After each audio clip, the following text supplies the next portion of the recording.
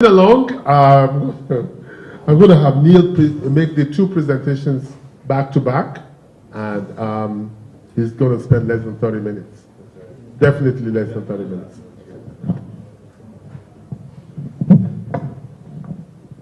Great, thank you. So unfortunately, my colleague Shelley, who some of you may know, the nutrition team, fell a bit ill, so she's not able to join us, but I will do my best and start with an overview of the nutrition strategy.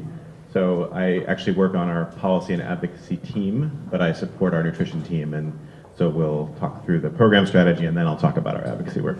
So first of all, I'd say nutrition is an issue the foundation has worked on for a long time, but in the past year or so, we've really renewed our commitment and our investment in this area, as some of you may have seen. So I'm going to walk through sort of our global strategy and then say a few things about Nigeria. So on the nutrition team, our vision is, as you can see here, that all women and children have the nutrition they need to live healthy and productive lives. But how do we actually achieve that?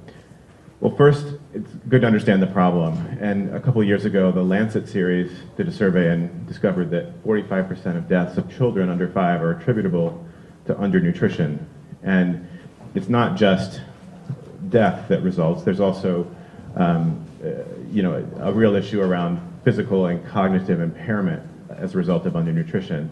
So stunting, in particular, is an issue that kids that are stunted are not able to do as well in school, are not as productive contributors to the economy, society, et cetera. So it's both a life and death issue and then not only a survival issue, but an issue of how children can thrive. And good nutrition is key to both surviving and thriving. Meanwhile, childhood deaths are actually declining around the world. A fair amount about nutrition. Actually, we don't know about half of what causes and what we can do about stunting. So though we know some, we don't know it all. We need to keep the research going. We also want to continue pushing for more and better funding for nutrition and generating the evidence base. So those are all things as a foundation we've broadly been doing over the past years on nutrition. But what's different now is we're adding some focuses here and expanding to look at a few different areas. So one is really an increased focus on adolescent girls, preconception and maternal nutrition. Second is doing more scale up through advocacy and technical assistance. Third, looking at data and really the need for a data revolution in nutrition. And then more systematically, as Kate sort of alluded to, we've done some work on agriculture and nutrition, but we want to do that more systematically, bringing those sectors together to make the food system really work for nutritional benefit. So this kind of broadly describes how we're going to move from this vision, which you saw earlier, towards action. And so this is our vision. Our strategy goals are really we want to increase the coverage of proven interventions that we know work, things like breastfeeding, like food fortification. But we also need to address what we don't know yet. So that's where we're looking at developing and testing new solutions that might be able to help. And we're organizing ourselves around these 5 initiatives over here to the left. So one of the things you see biggest is country impact. So we think in our previous strategy, we were kind of spread all around the world, working in many different countries, and now we want to focus a lot more on 5 countries. We also, in those other arrows, new solutions, data, advocacy, and food systems, those are global initiatives, and we want to continue the global work too. But I'll just quickly walk through these initiatives. So this first one is really what I was talking about, what we don't know about what causes and what you can do about stunting. And this is the New Solutions Initiative. So this is where we're better understanding and developing new technologies for measuring micronutrient deficiency, for getting complementary foods to children that are healthy. But it's not just about new products, it's also about learning about implementation science. So what's actually working in delivering these interventions and products. The second initiative is data analytics and evidence. So like many fields, but even more so than many fields, we don't have good regular data about nutrition outcomes, and we need to do that much better, because if we can't track what's wrong or what's improving, how are we going to know if we're successful? So part of this is about developing new data tools, part of it is about expanding use of existing data, and then a big part of this as well is not only getting the data, but making that actionable. So if you find something out about a level of stunting in Nigeria or India, how do we turn that into policy recommendations that governments can take up and adopt very clearly?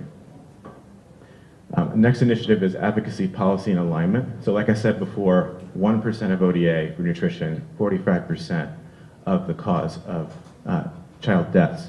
So we need to get that up. We need to get not only donors to pay more attention to nutrition, but also governments in high-burden countries to spend more on nutrition, not just spend more, but spend smarter. So, you know, there's a lot of evidence now about what are the best interventions for nutrition. So how do we help governments put their money behind the smartest interventions? And then also we need to build global capacity. So in nutrition, we have an initiative called SUN, the Scaling Up Nutrition Movement around the world. And that's a great initiative that's helped raise the profile of nutrition. But as it moves into being 5 or 6 years old, our focus now is on how does SUN help countries really drive towards impact at the country level? And then our last initiative, which will build on a lot of what Kate said, is this food systems initiative. So a big part of nutrition, obviously, is food. It's not all of it, but it's a big piece of it. And so how do you actually ensure equitable access to safe, affordable, and nutritious diets year-round? So we're looking at the data on this, at how do you create production models that are getting access to nutritious inputs? How do you look at the markets for food and how to incentivize the production of more nutritious food? And then key to this is women's empowerment and making sure that through agriculture, we're able to expand their control and their access to resources. So the final initiative, and this is the biggest initiative, is the country impact initiative. And we've chosen 5 countries to really focus on around the world. 2 states in India, Bangladesh, Ethiopia, Burkina Faso, and here in Nigeria. And in each of these countries, we really want to focus more at the country level on national level investments. Now, I'll say a little bit about Nigeria. I don't have a slide on this, but we're basically, now that we've developed our global plan, and we just launched this in June, we're working on a country plan in Nigeria for our work on nutrition to really scale that up. And as part of that, we're hiring, as you may have heard earlier, a senior program officer who'll be based here in Abuja to really lead our nutrition work in Nigeria, and we're really excited about that. That's not to say we're starting from scratch. We have partners here, too many to name, but obviously GAIN has been here for some time working on food fortification. We have biofortification grant through Harvest Plus, which Kate mentioned. We have some advocacy partners like Save the Children and the CS Sun effort. So we've also built partnerships with government here, the Federal Ministry of Health and the Ministry of Agriculture in particular. And I think we want to build on that and intensify it and work with all of you to do that. And we're working on a new investment this year around breastfeeding promotion and infant young child feeding. So this is still to be fleshed out, but I did want to say that Nigeria is a big focus for the nutrition strategy going forward. So just to conclude, this is to say that nutrition is an investment we all need to make to give every woman and child the opportunity to both survive and thrive. Okay, now I'll transition. And hang upside down, apparently. Just very excited. This doesn't, I'm not sure. Okay, so transition. Now, do you want me to just transition myself? Or do you want to? Okay. I thank you so much, Neil, for doing this. I wanted to take a break, but I want to use the opportunity to let you know that our nutrition work in Nigeria, we're going not just alone. A couple of months ago, Bill, in his periodic conversations with the Dangote Foundation, wrote a little note. Says, I had a very good call today with Aliko. I have agreed to match him dollar for dollar in nutrition work in northern Nigeria. I want to use this opportunity to ask Zoira, the CEO of the Dangote Foundation, to talk to us a little bit about the foundation's work in nutrition in Nigeria, because we are like conjoined twins in this effort. And Bill says we're going to match them dollar for dollar. We're both recruiting now for a senior program officer in nutrition, and so is the Dangote Foundation. We're doing it collaboratively with them. And so, Zoira, if you don't mind, spend a few minutes just talking about the Dangote Foundation's vision before I transition back to Neil to talk about advocacy in support of those programming efforts. Thank you, Ayo. I think I'll stand over here. So good afternoon, everybody. The Dangote Foundation has been around for about 20 years. It was started in 1993, formally incorporated in 1994, but it took on a new tone about a year and a half ago when Alhaji Aliko Dangote actually made an endowment of $1.25 billion, picked a board, and then eventually hired me in January. So when I started, really focusing on is, well, what is our strategy? What's our big idea? What do we want to do? What's the problem that we want to solve, primarily in Nigeria, because this is where we're based, but also how can we, what is the problem that we can tackle where we can have the hugest impact? And we came up with nutrition. This happened about, I would say, about March, is when we really decided to focus on nutrition. So we did our research. The board is, the board, I have a board. Everybody was on board with the idea of nutrition. We had a retreat. And it just so happened that when Alhaji and Bill had their monthly conversations, he brought it up.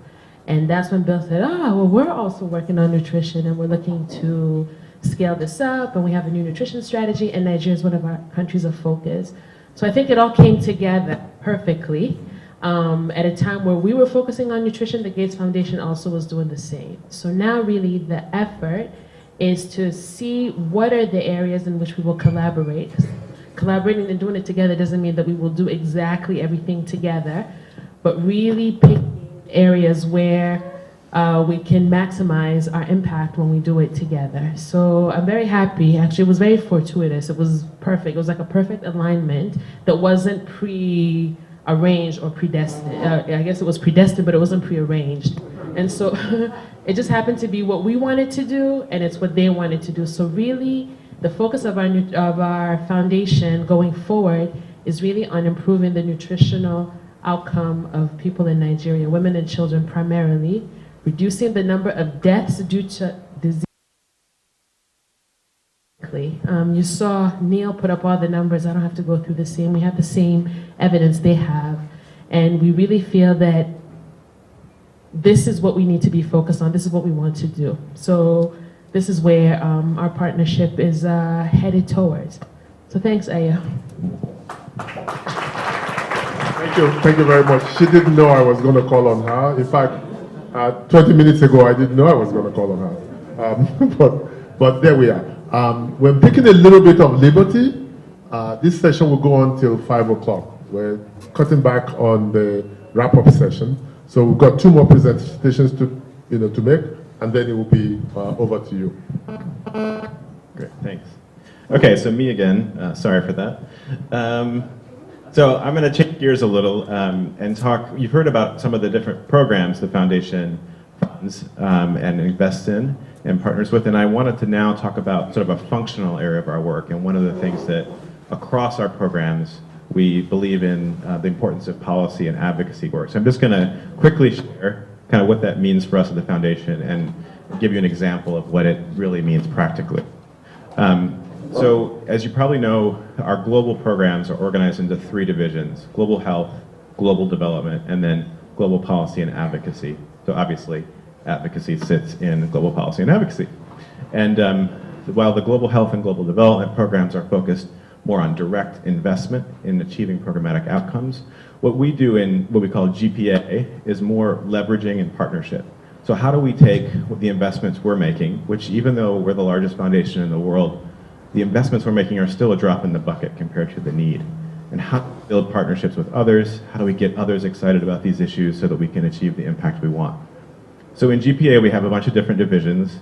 IO leads our Africa team. We have similar geographic teams in Europe, North America and Asia Pacific, China and India.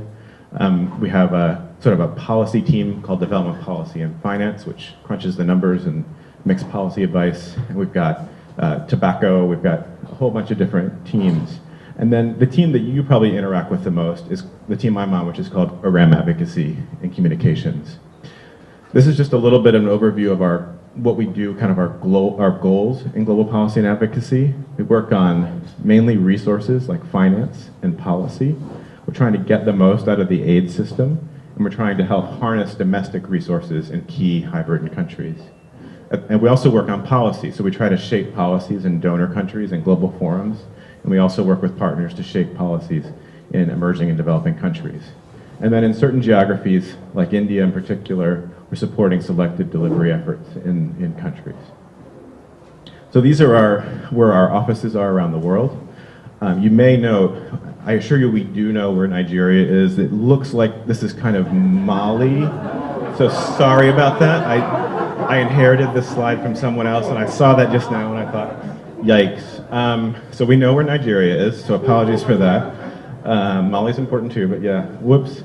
Anyway, but these are where our offices are around the world. You can see, obviously, Seattle, and then in Africa, Ethiopia, South Africa, Nigeria, China, and India, and then Europe and the Middle East. So I'm going to focus mostly on program advocacy and communications, and this is one of the teams in GPA. And our mission really is to advance the program goals of the foundation. So you heard the presentations about FSP, about ag, about nutrition. So program advocacy doesn't exist to come up with some new, idea on what needs to be done. We exist to help those program teams achieve their goals and in fact magnify their impact by partnering with others. So we influence public policy and resource decisions. And we work on most of the global issues in the foundation. So you can see all the different issues that the foundation funds directly: polio, vaccines, pneumonia, WASH, global health R&D, malaria, a whole range of issues beyond those represented here. And in Seattle, we have a team where there's at least one of me that helps each of those teams to develop an advocacy strategy, to go beyond just the programmatic work, but how do you magnify and help achieve and expand that programmatic work? And we use a bunch of different tools. You'll probably be familiar with a tool like grant making, because we'll make grants to advocacy organizations, many of which are here. You'll probably be familiar with another tool we use, which is our co-chair's voice. So when Bill and Melinda travel, they will speak with governments, they will speak with partners, and that's a really powerful tool.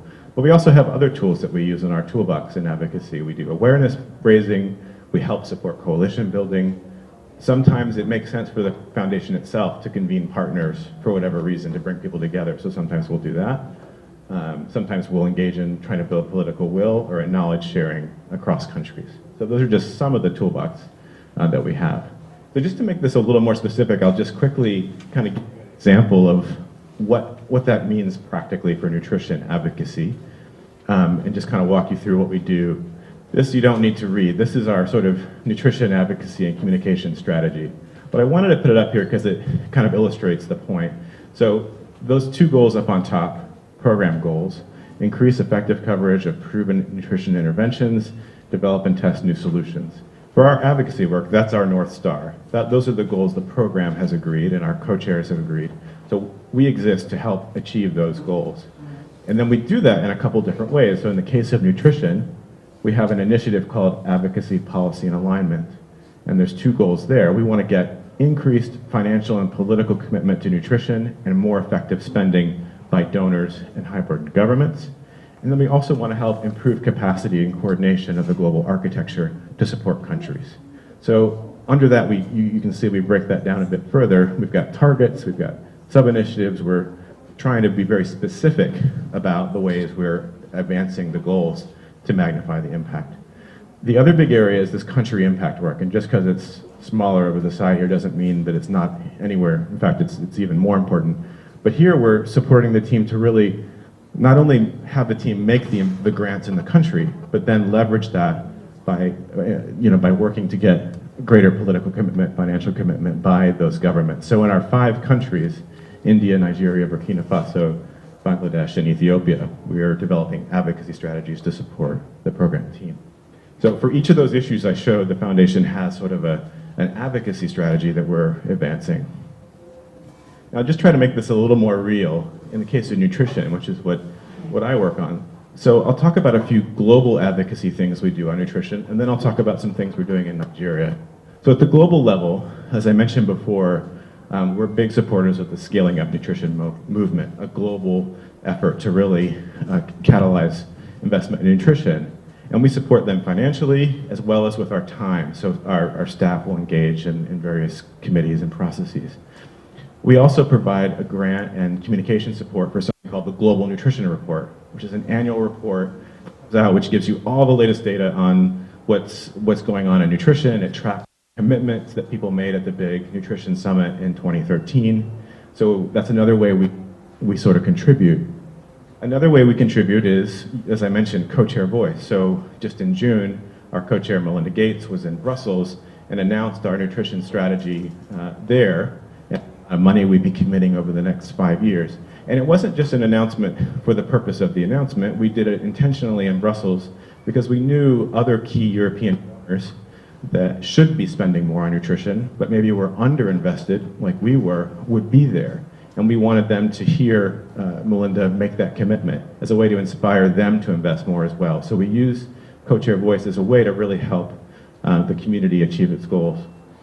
We also do things like supporting something called the International Coalition on Advocacy for Nutrition. So that's sort of a global network that does nutrition advocacy. And then, we are eager, because nutrition has been so underinvested in, we still think there needs to be more pledging and more commitment to nutrition. So the government of Brazil has committed to host a major nutrition summit in 2016 in Rio.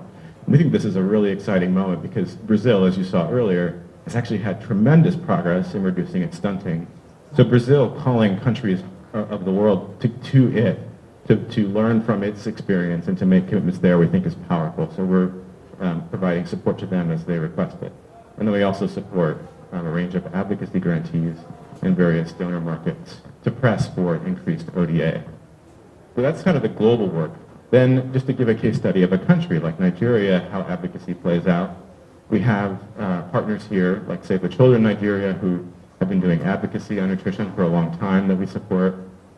Many of you are part of the PACFA partnership that DRPC runs, and we're supporting the CS Sun initiative there for advocacy in 3 states. So that's grant support.